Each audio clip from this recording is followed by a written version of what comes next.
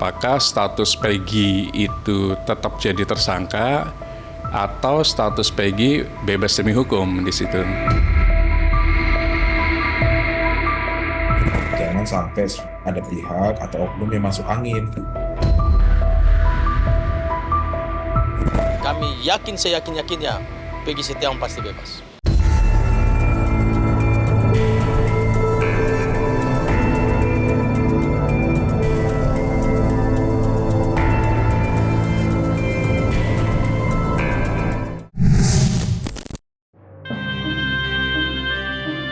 Sidang pra-peradilan Peggy Setiawan yang digelar secara maraton selama sepekan tinggal menunggu detik-detik paling menentukan. Dan Senin besok, sidang pra-peradilan yang digelar di Pengadilan Negeri Bandung kembali dilanjutkan dengan agenda pembacaan putusan.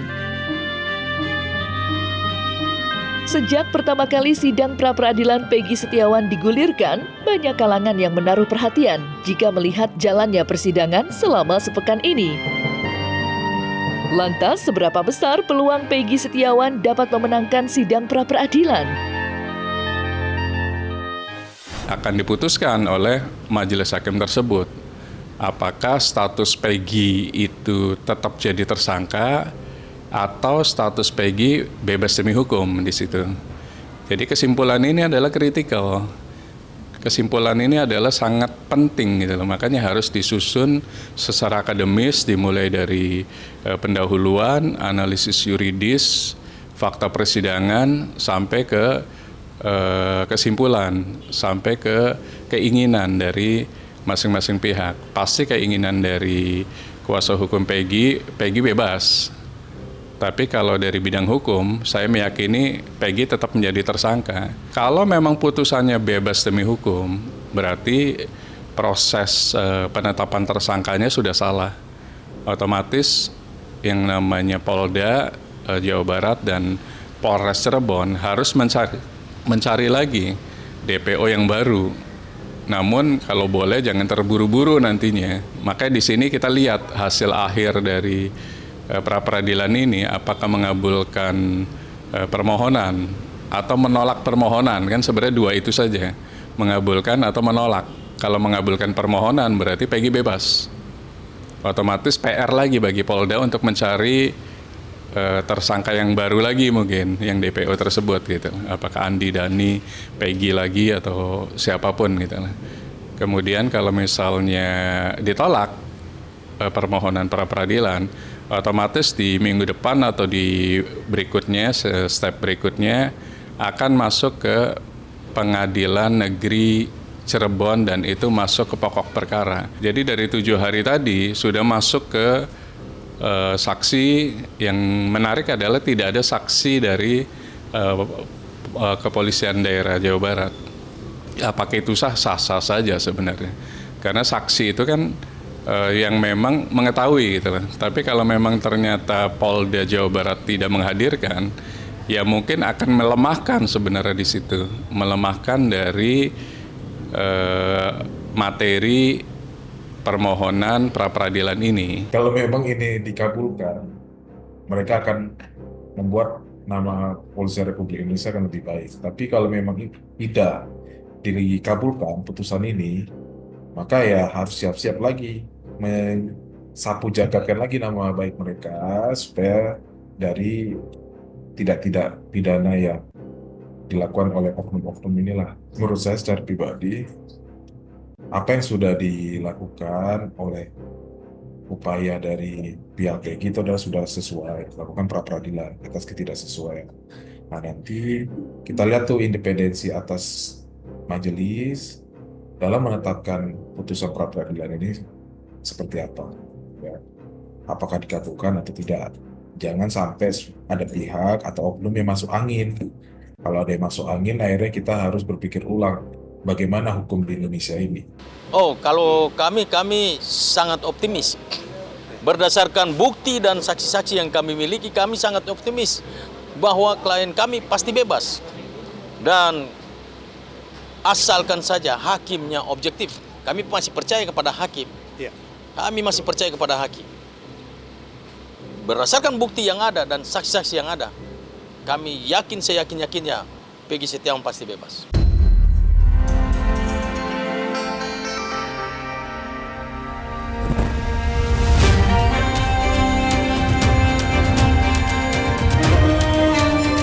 Sidang pra-peradilan Peggy Setiawan yang digelar di Pengadilan Negeri Bandung menyisakan cerita dan fakta persidangan yang berlangsung menegangkan. Terutama saat saksi ahli dihadirkan dalam persidangan, tak ayal penasehat hukum dari kedua belah pihak saling serang. Bantah-membantah pun tidak terhindarkan.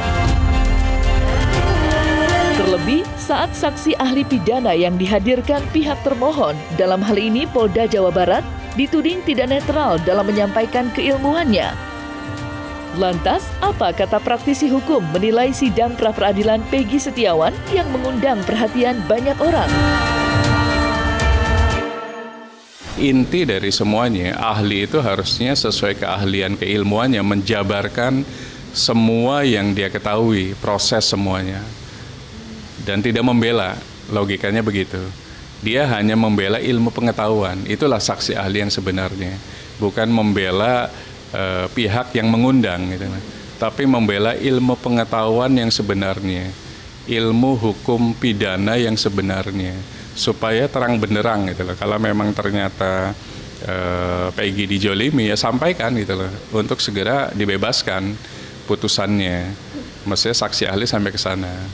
Tapi kan balik lagi, ada beberapa saksi ahli yang tanda kutip karena diundang oleh pihak A, dia pasti membelanya A gitu loh, tanpa membela ilmu pengetahuan. Nah, saksi ahli yang sebenarnya adalah harus membela ilmu pengetahuan. Ketika kita menanyakan kepada ahli, ahlinya menjawab, saya tetap pada jawaban saya, yaitu dua alat bukti, itu terus. Jadi terkesan kaku dan lain yang kami tanyakan, lain pula yang dijawab. Jadi memang betul-betul ahli ini, kalau menurut hemat kami, ahli yang tidak patut untuk dipertimbangkan di dalam persidangan. Baik. Kira-kira demikian. Baik. Ya kan. Kemudian perlu juga saya tambahkan, Mbak. Dari semua fakta-fakta persidangan sampai terakhir tadi hari Kamis itu, pada hari Kamis pagi itu pembuktian. Artinya dari pembuktian dari pihak termohon, ternyata kami betul-betul menilai bahwa tidak ada satu bukti pun yang menetapkan Peggy Setiawan itu sebagai tersangka. Tidak ada bukti yang mendukung. Dua alat bukti yang untuk seseorang bisa ditetapkan sebagai tersangka, ternyata untuk khusus Peggy Setiawan memang betul-betul kami menilai memang klien kami ini ditangkap dulu, kemudian mulai dikait-kaitkan bukti, dicari-carikan mulai bukti putusan, bukti permohonan gerasi, kemudian KTP-nya, rapornya, ijazahnya. Yang perlu kami tegaskan sebenarnya dalam pra-peradilan ini, itu sebenarnya sifatnya sederhana, Mbak. Artinya, pra-peradilan ini kami kan yang kami mengajukan, kami ingin menguji adalah salah tangkapnya yang berkaitan dengan penetapan tersangka. Ketika orang salah tangkap, maka penetapan tersangka itu kami rasa bahwa itu bertentangan dengan hukum. Yang harus dilihat semestinya pada saat awal persidangan, dilihat betul nggak dia ahli hukum pidana.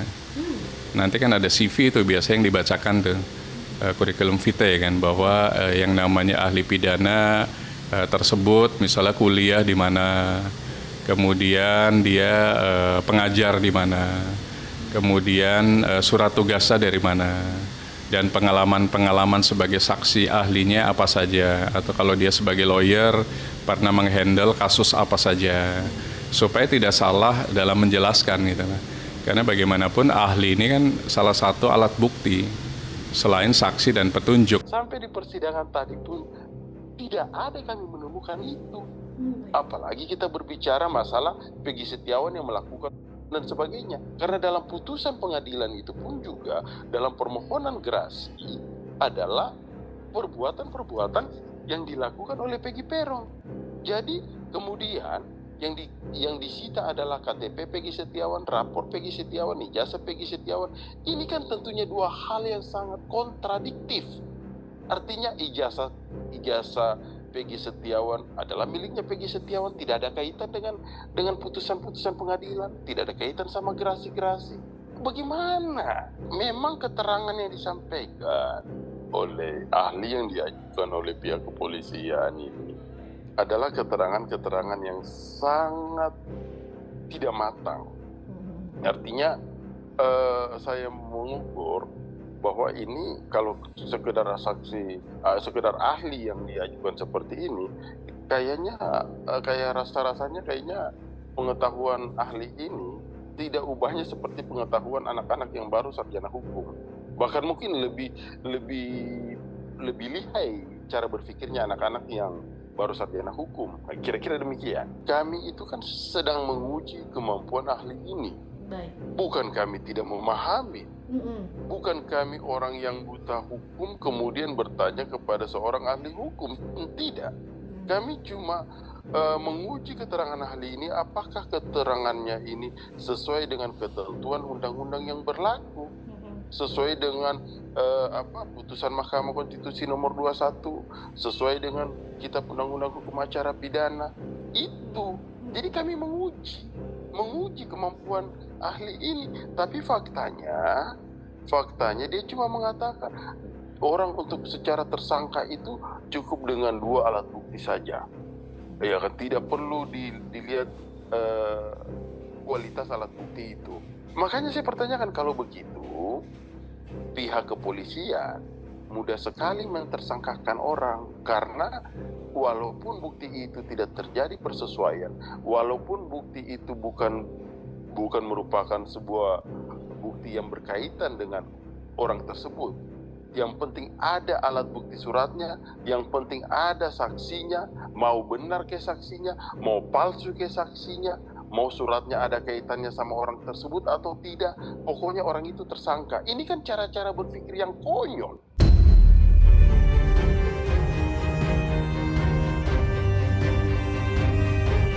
Putusan sidang pra-peradilan Peggy Setiawan tidak hanya menarik perhatian kalangan dari praktisi hukum, tetapi juga pembaca kartu tarot Velin Ratu Ayu. Velin yang mempunyai metode tersendiri dalam melihat suatu peristiwa yang sedang ramai menjadi perbincangan publik, meyakini jika Peggy akan bebas melenggang.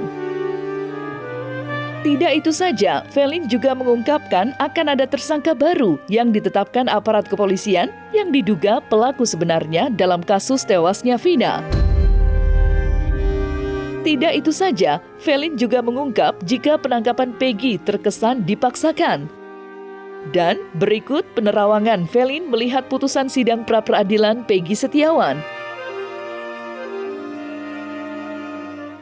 Kalau aku lihat di sini sudah ada tanda-tanda, ada keajaiban dunia, ada doa yang yang terwujud ya, berkat kebaikan seseorang. Artinya di sini ada doa dia dan kebaikan dia yang menyelamatkan dia. Insya Allah sih aku bilang di sini akan ada pembebasan ya bersyarat ya.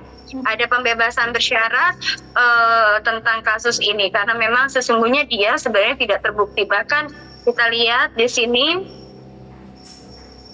aku sih merasakan ada beberapa orang yang nantinya memang sudah akan ditetapkan sebagai tersangka, tapi yang jelas yang dicari bukan Peggy yang ini, tapi orang lain ya. Ada 3 atau 4 ini yang sebagai saksi kunci dan memang di sini sudah ditetapkan sebagai tersangka. Kalau aku sih ngerasa ini emang bahwa di sini dicari memang salah tangkap dan sebenarnya ini adalah wujud dari pengalihan isu yang sesungguhnya ya. Dan di sini memang salah tangkap. Ya memang ini untuk pengalihan isu dan dicari mana orang yang memang pantas, yang dibilang backgroundnya itu yang yang namanya sama hasil acak ya. Hasil acak mana yang namanya sama. Kemudian memang di sini kenapa harus Peggy yang ini yang ditangkap, mungkin secara face-nya mungkin secara face ya, mereka mengacaknya secara face mungkin pantas untuk dijadikan sebagai kriminal. Kemudian di sini juga dia juga dilihatnya tuh ya yang sangat cocok ya dengan ciri-ciri yang dimaksud. Ya, ada ciri-ciri tertentu yang memang hampir menyerupai dengan tersangka yang asli. ada ciri spesifik yang hampir mirip dengan tersangka yang asli ya. Kalau aku lihat di sini adalah yang salah satunya adalah berkumis tipis ya. Berkumis tipis, kemudian juga kalau dibilang dari style rambutnya juga ya. Kemudian kalau dari secara kalau wajah mungkin tentu beda. Cuman ada beberapa spesifikasi ciri khusus yaitu berkumis tipis, berambut ya, kalau dibilang setinggi-tingginya hampir sama ya.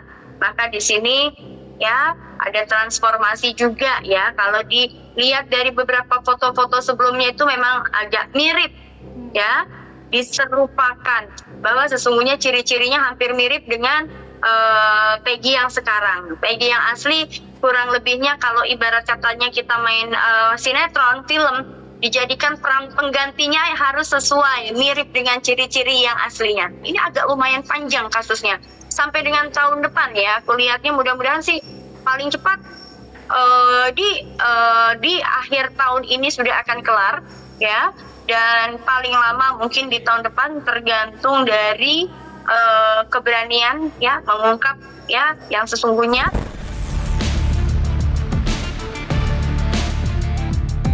Nah, selesai sudah Cumi Lovers, saksikan terus Cumi Game In Depth, kabar lengkap, mendalam, dan akurat dari narasumber terpercaya. Dan jangan lupa untuk like, subscribe, dan juga share channel YouTube Cumi Cumi.